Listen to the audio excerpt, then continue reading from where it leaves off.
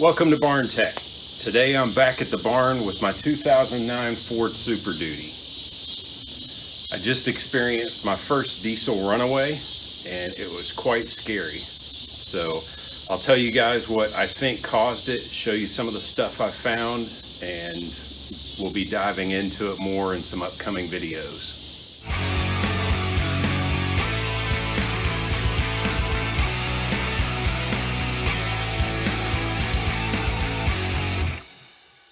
You may have seen one of my recent videos where I bought this truck and disassembled it and found all that was wrong with the engine. Today I had a pretty major runaway. I pulled out of my driveway and hit the gas and it just took off. I have no idea how many RPMs it got to. I shut off the ignition and the transmission went to neutral, so the RPMs went sky high.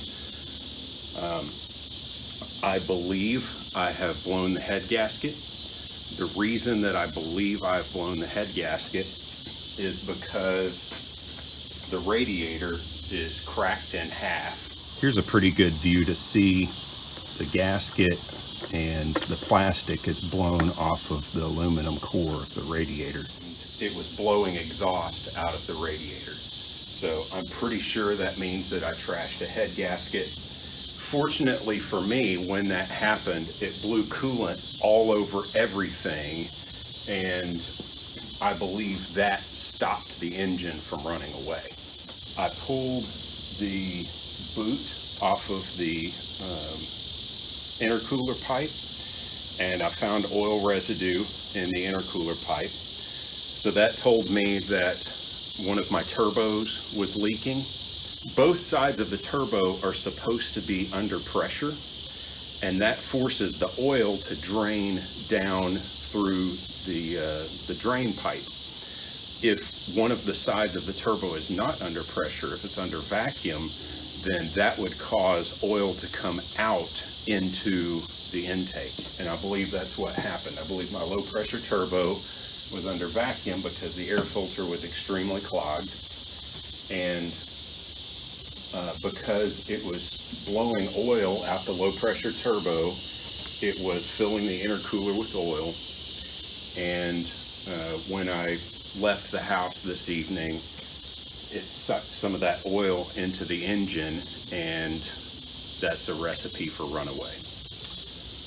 So I know now I need a new radiator. Pretty sure the body's got to come back off so that I can change the head gaskets, and I'm going to need to look at the turbos and see if they need to be rebuilt again, or what was causing oil to leak out of the turbos if it was not the dirty air filter.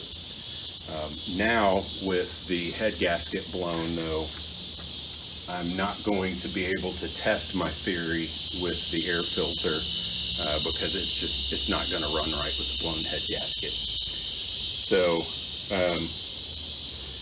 the Bible tells us a righteous man falls 7 times, but he gets back up, but the wicked is overcome by adversity.